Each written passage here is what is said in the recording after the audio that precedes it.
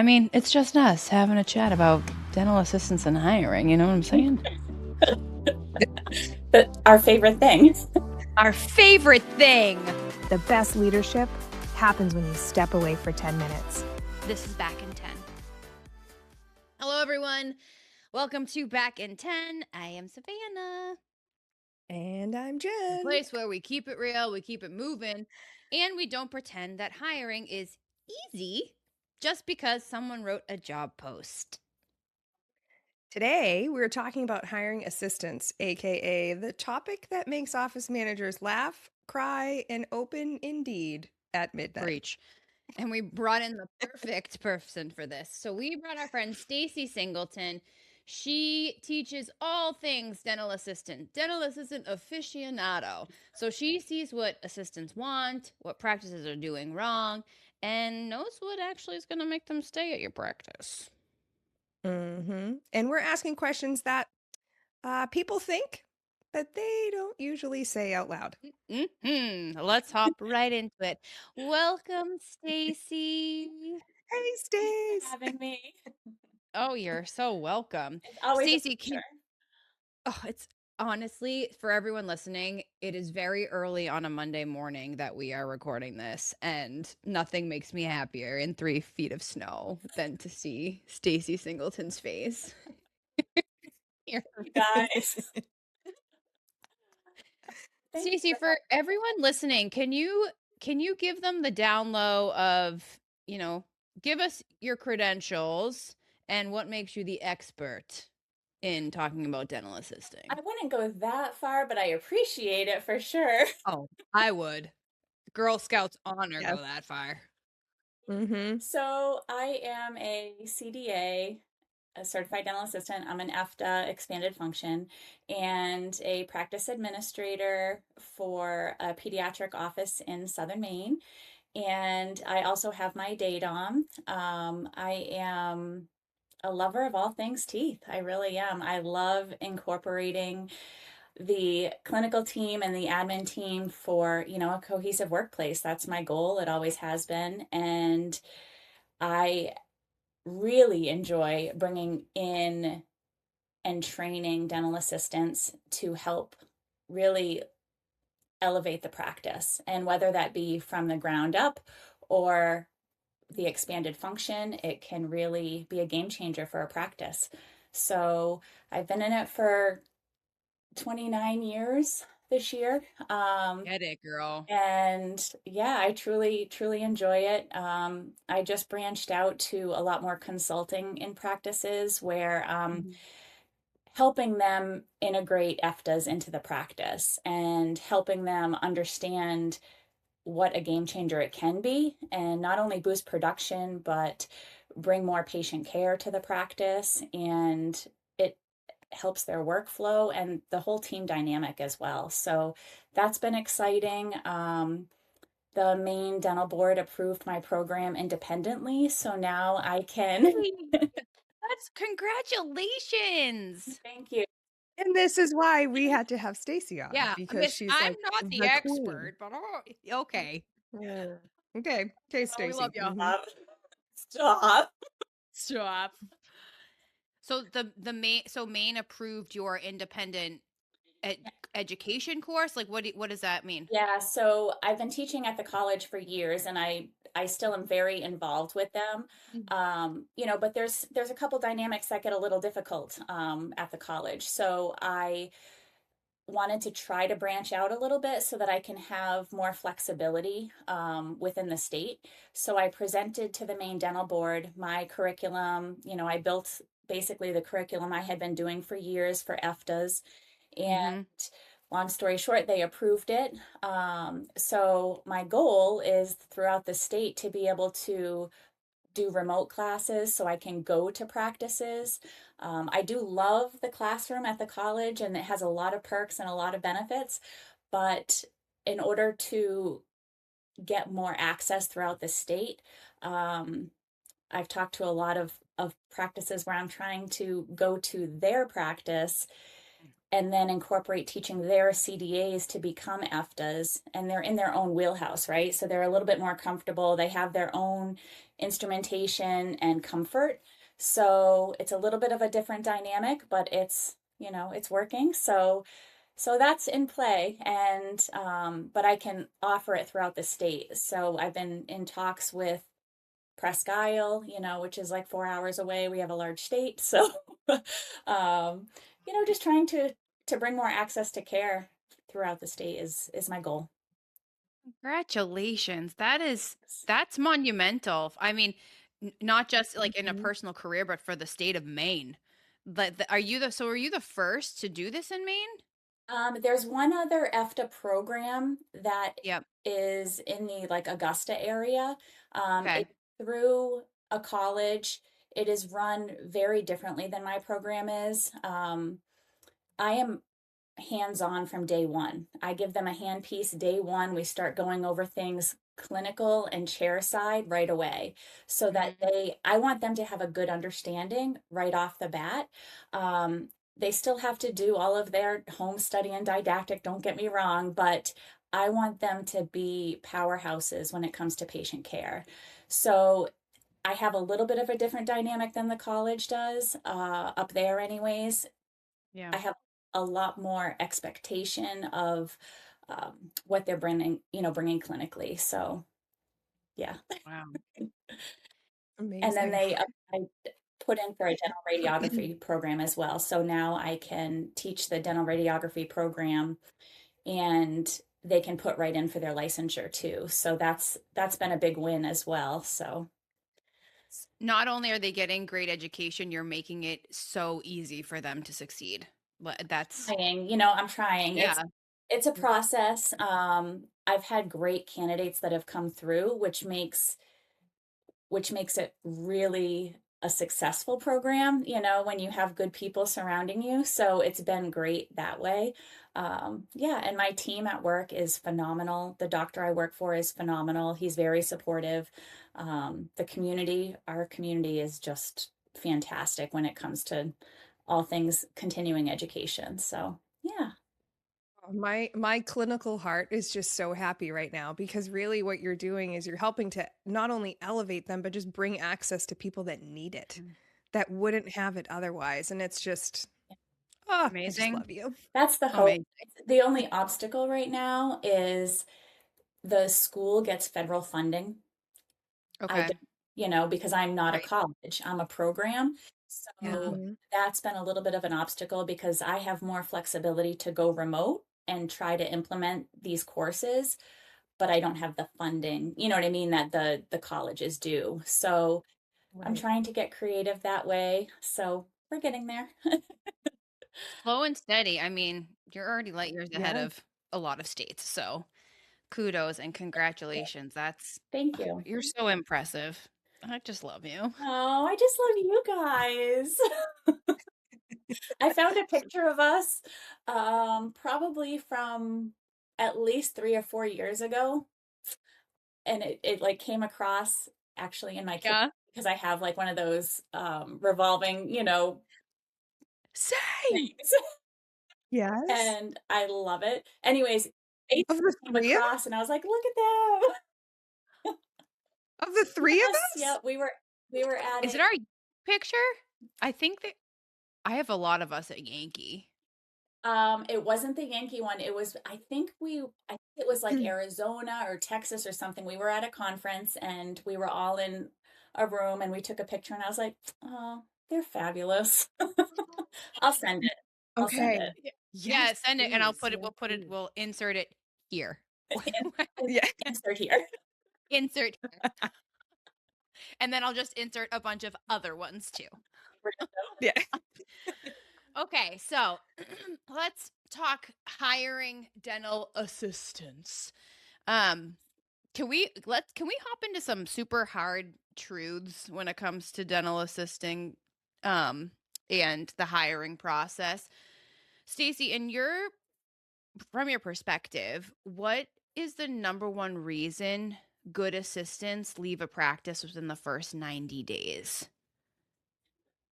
Honestly, I think just from talking to a lot of assistants that have come through the school is typically the number one is a bait and switch, where Mm. they're promised one thing and then 90 days, probationary period goes by and they're still not doing the tasks that were promised or asked of them. So I think that is probably the number one is a nice little bait and switch where you're going to be the, lead assistant or you're going to be the chairside assistant, yet all you've done is flip chairs, or learn sterilization. Right. So yeah, I would think Do that would you be the number one. do you think the bait and switch is a lack of, I don't want to say like integrity or purpose on behalf of the practice, but that they're just so understaffed that they don't have the opportunity to properly onboard a new assistant?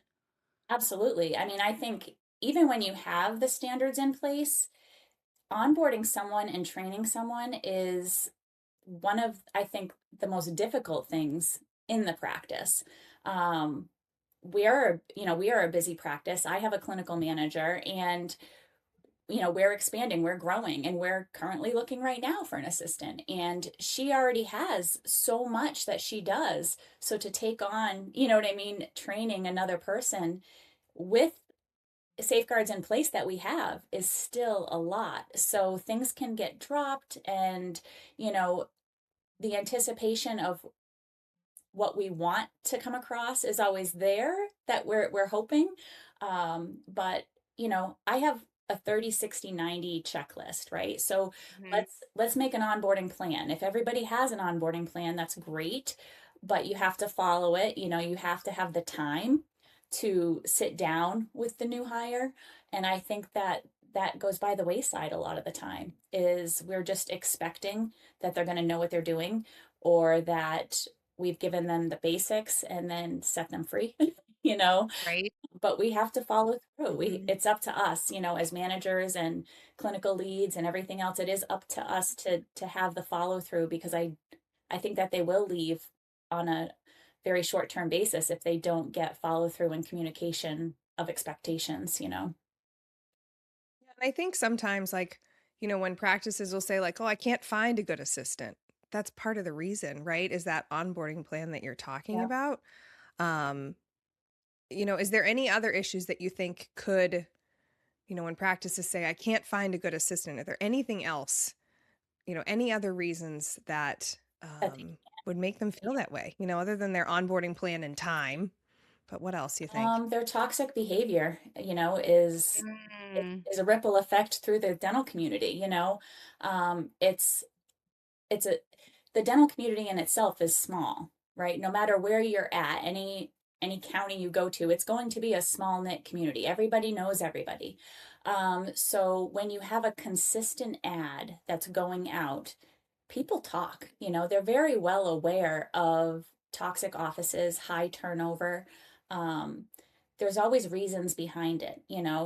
Was there a recent buyout? Was there recent management changes? Was there recent, expanding of the practice? Something like that. There's always other reasons people are looking. However, when you see that constant ad all the time coming across on Indeed, you know that there's more behind it. And I think it comes Mhm. down to, toxic environments. So, Hmm. but I think that dental assistants need to take ownership too, because a lot of assistants that are experienced, you have this funnel that some always feel the grass is always greener. So they're always looking.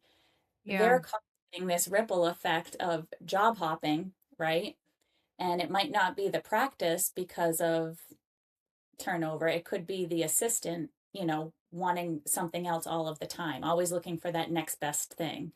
Um, and I think that's a truth too, is that they have to look at the assistants coming through as well. So Eh, A good And point. that is a really interesting point. When it comes to the assistant's perspective, um, what what do you think assistants should be asking in this interview process that they're not asking? I love when an assistant comes in with a notebook and they ask me questions. I hands down, will take an assistant without any experience that comes in and interviews me. I want to be interviewed during that process. I want them to feel comfortable enough to ask me questions on the office culture, on the pay, right? I think that's one of the number one things people dance around. It's an uncomfortable conversation, but guess what? That's one of the number one reasons someone's looking for a job. They need good pay. So why can't we openly talk about that? You know, it's okay to say this is where we're at. This is where we're going to. This is your livelihood. Like what? Now Yeah. you're showing up every day for the paycheck, you know what I mean? Let's be honest. And granted, we're doing what we love doing, but you need to get paid, and you need to get paid well and treated well. So I think that having the conversation of, you know, your salary and where you're at, where you'll start, where the expectation of going is important. I love when the assistants ask me about office culture, about team meetings, you know, what transpires and how the process is to, you know, talk about a 30, 60, 90 performance review. You know, if they're aware that there's growth potential, I think that's a good conversation to have. So You're hopping into the next, you know, the next couple of questions that Jen and I have for you as a dental assistant expert. When that assistant comes in with that notebook, is there one question that instantly says to you, this is an assistant that I want in my practice? Like, this shows me that they have a great work ethic and they are ready to really grow with the practice. yeah, I like when they ask me about the schedule. Like, tell me about a typical day's schedule. What would I be doing? Um, I think that's important. And as a manager, I would go through that in detail. You know what I mean? From opening to chairside assisting, what the expectation is. Let's talk about taking out the trash. Let's talk about, you know what I mean? All of those things like that incorporates your job. So when they ask me about a normal day schedule, like that, um, that's probably one of the best questions that I enjoy talking about. Now, in the process of interviewing, right? We all know that there are red flags that pop up in the interview process, but sometimes we're desperate, right? Sometimes we need someone to be in there to assist, right? And we're desperate. So sometimes we ignore those red flags.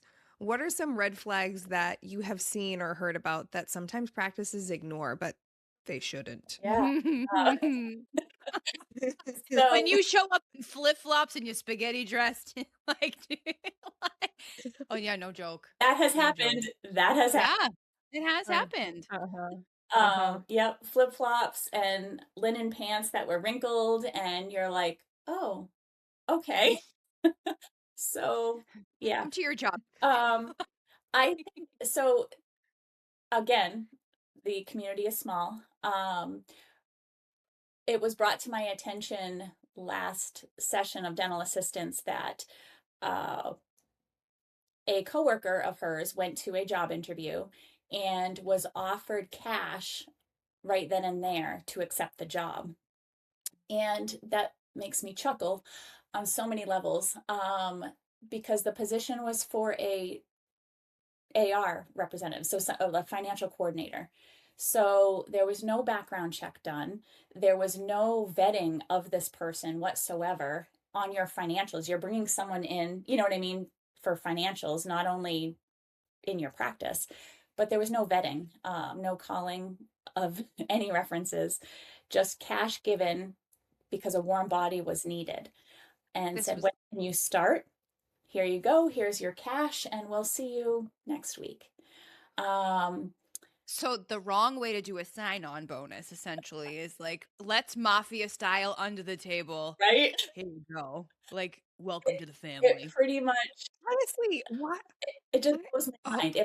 I have so many questions with that. Like, So they told me this. What? Like, no skin in the game whatsoever. Like, you just handed her over a stack of A wad cash of and was cash. like, "Here, I here's your Benjamins, and So, now we'll see you well, next because week."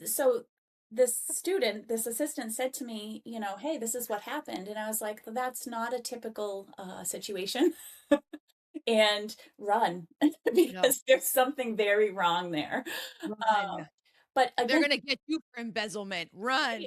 like you have to understand, and from an assistant standpoint, anyone, going to a job interview, there's rules, and for Yeah. people that don't have proper management and proper understanding of HR, you're going to come into these red flag situations where that's not okay.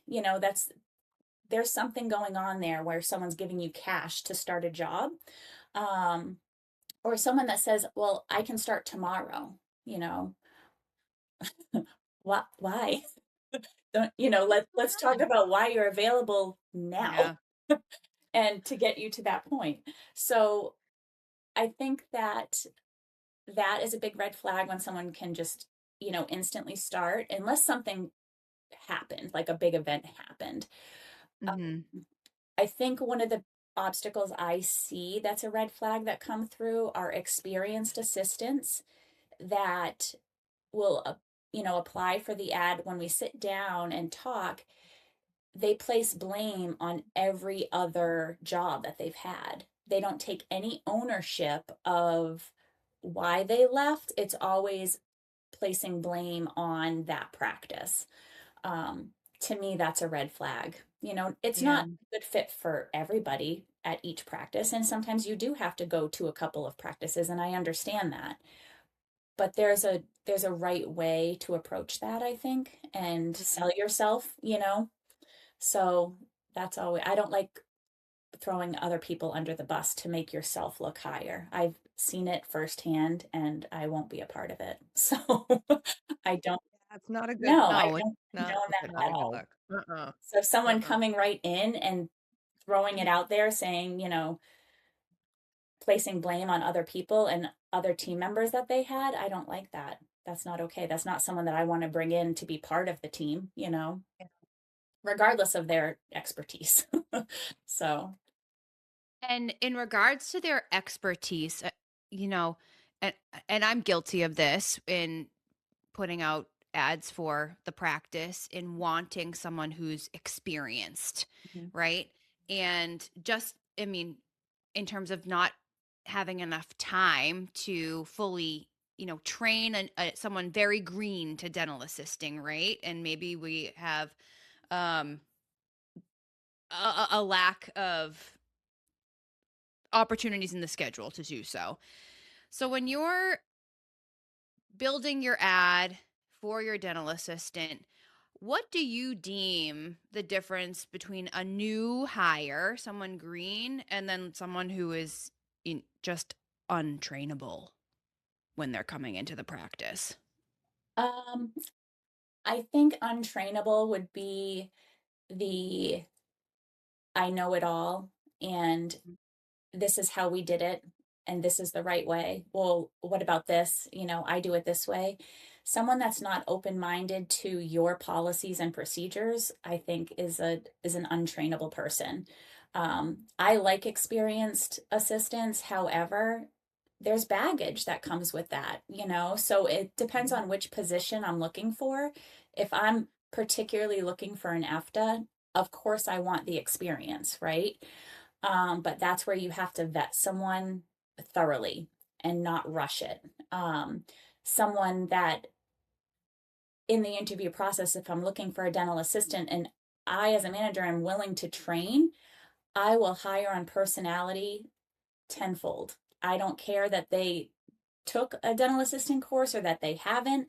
I want someone with a good personality that is going to mesh well with my team, and we will train them.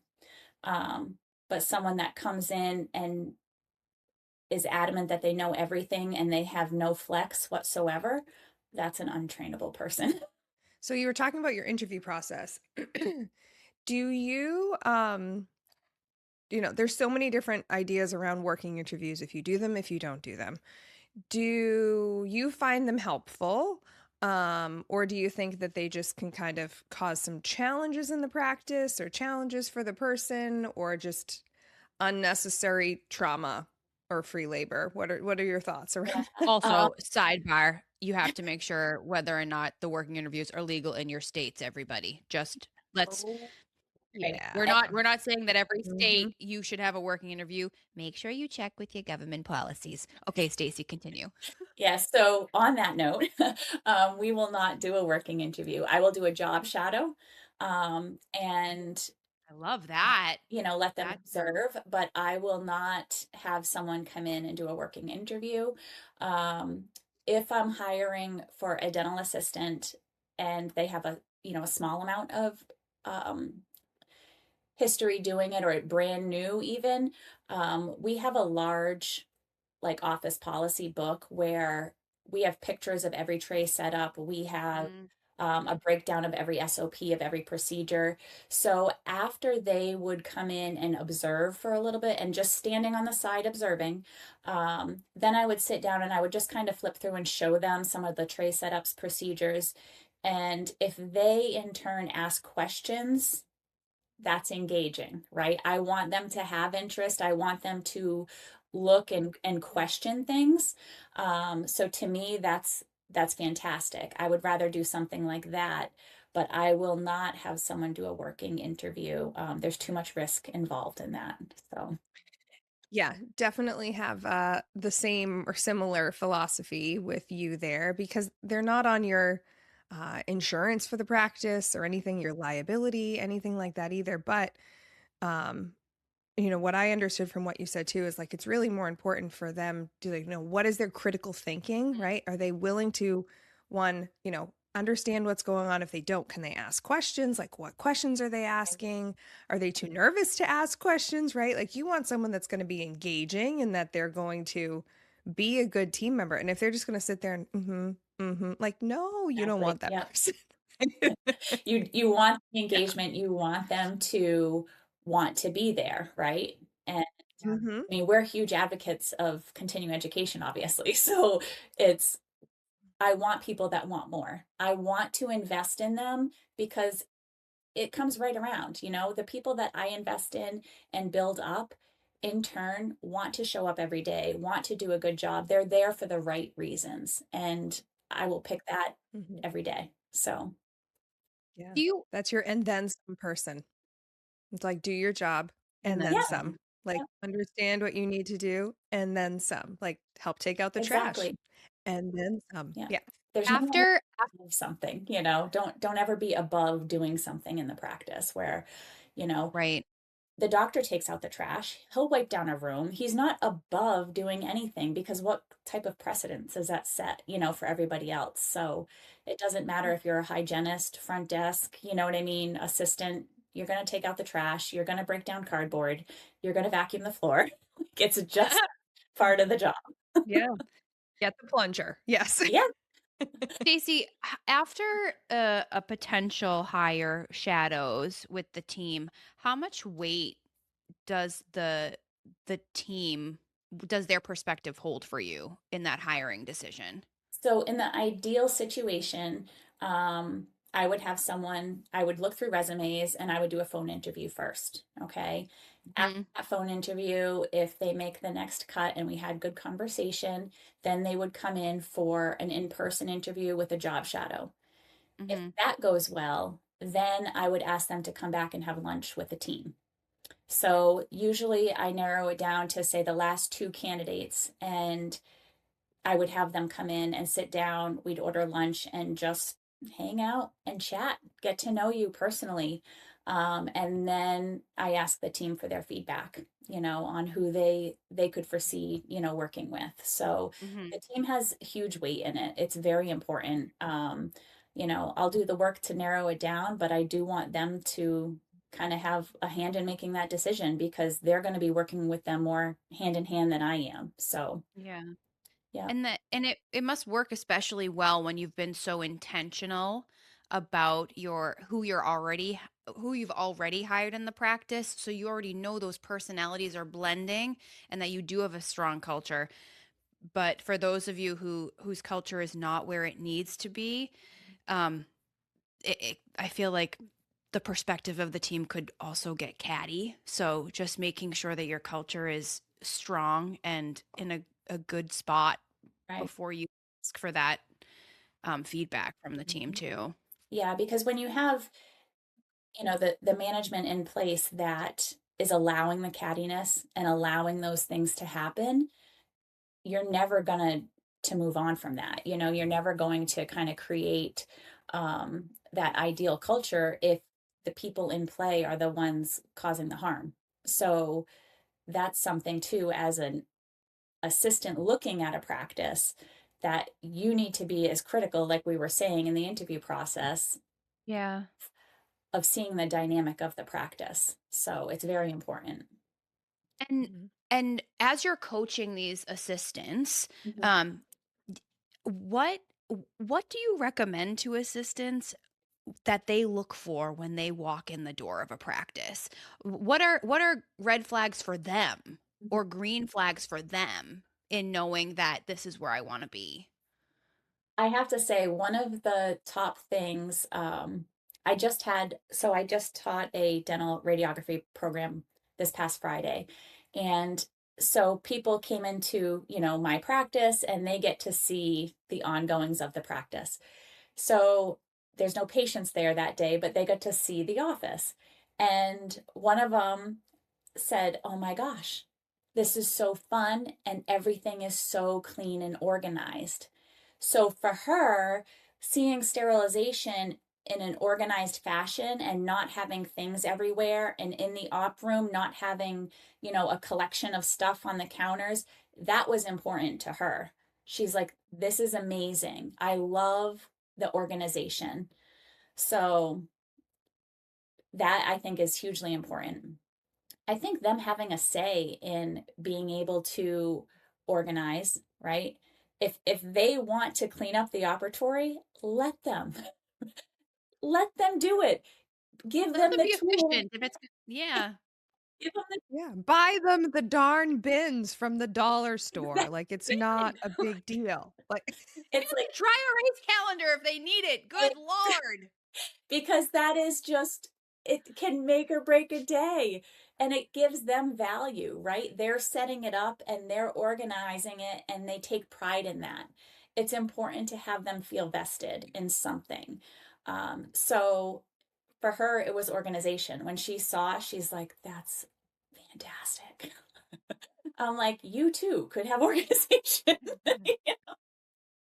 So, and that was one of the biggest things, she was just like, "I love the ambiance that is here in the office." And I said, "That's what we strive for, and I want people to feel comfortable to do so." So I think that that's a big thing.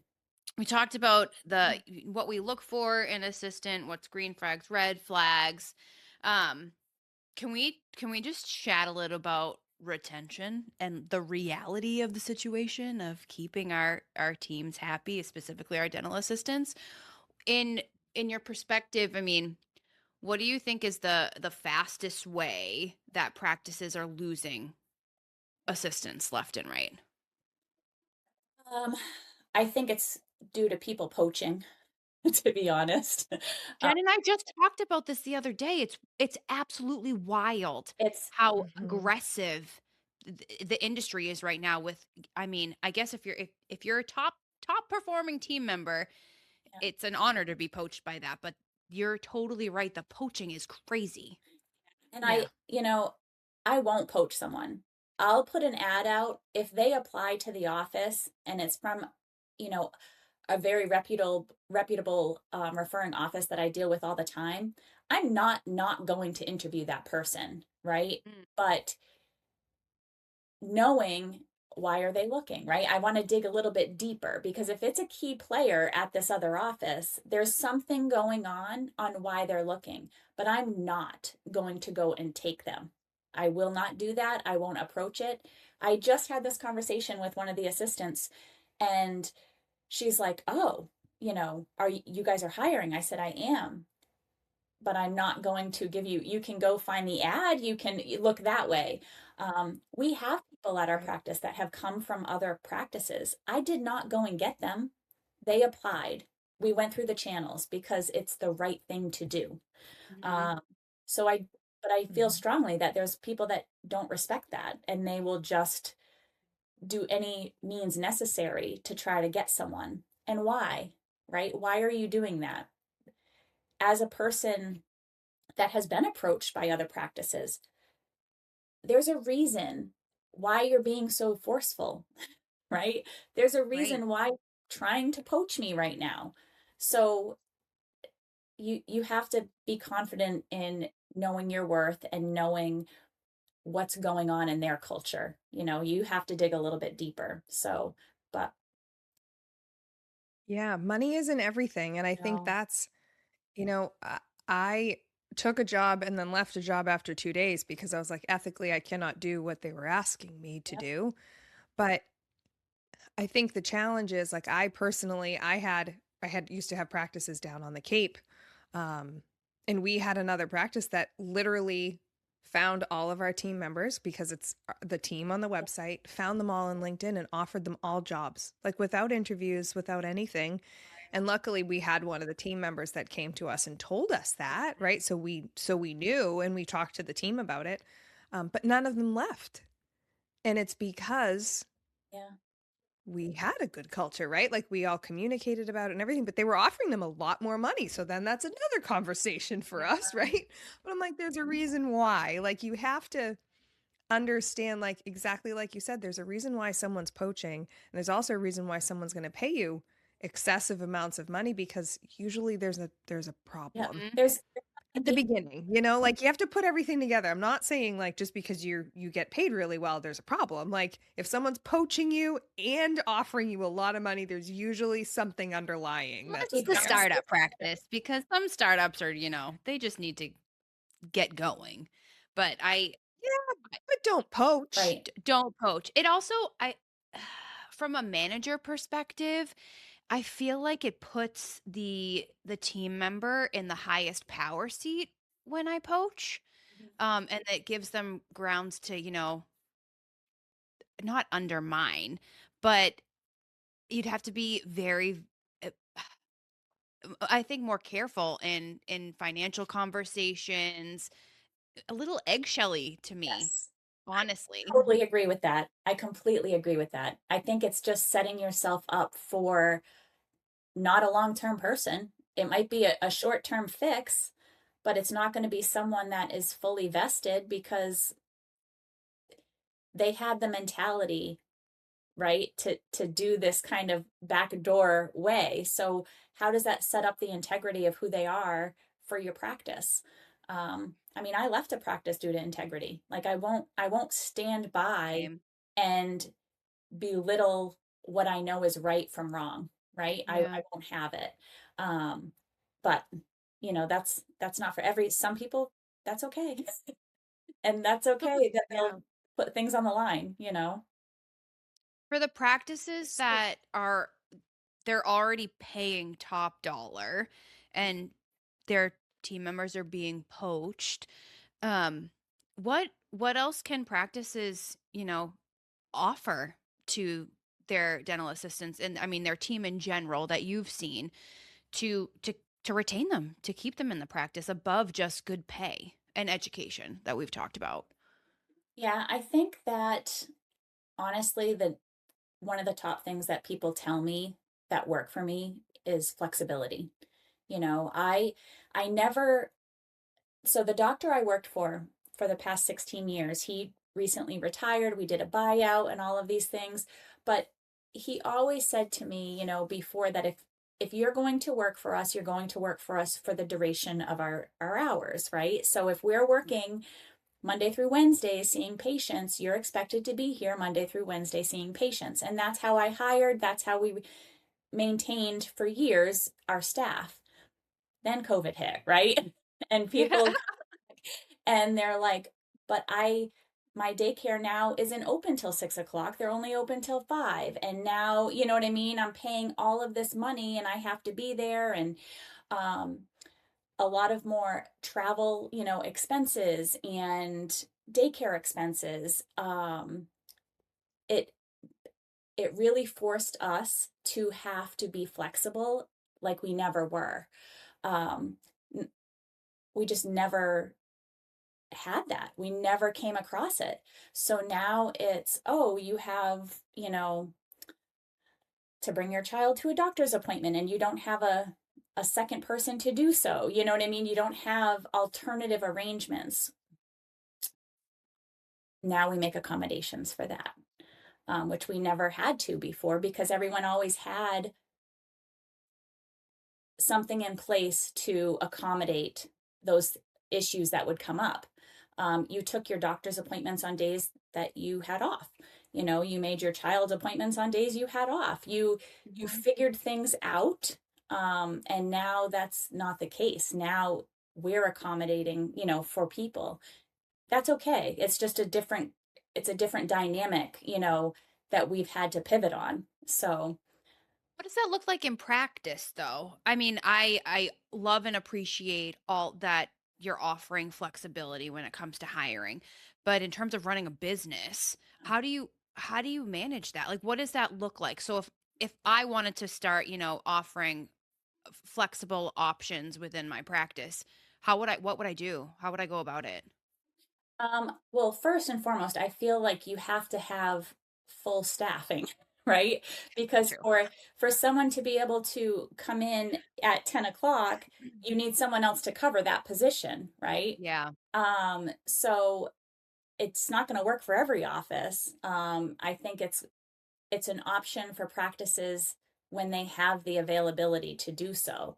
I can't afford to have an assistant that has a doctor's appointment every week on the days that they're working and I have patients scheduled. That's Right. unrealistic and that's not going to happen.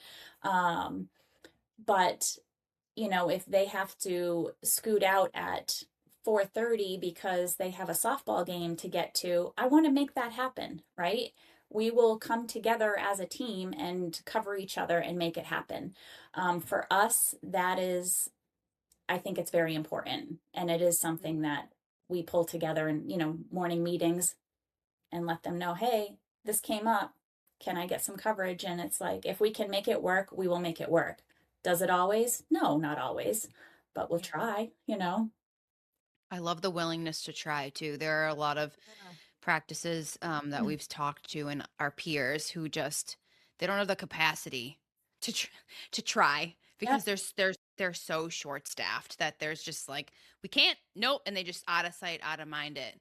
But right. being able to offer that is But huge. that could Yeah. push the rest of your staff away too, because you're going to put more of a burden on the people that are there, and it's disrespectful. You know what I mean? Like you have to be Right. able to be somewhat willing to have some Right. flexibility.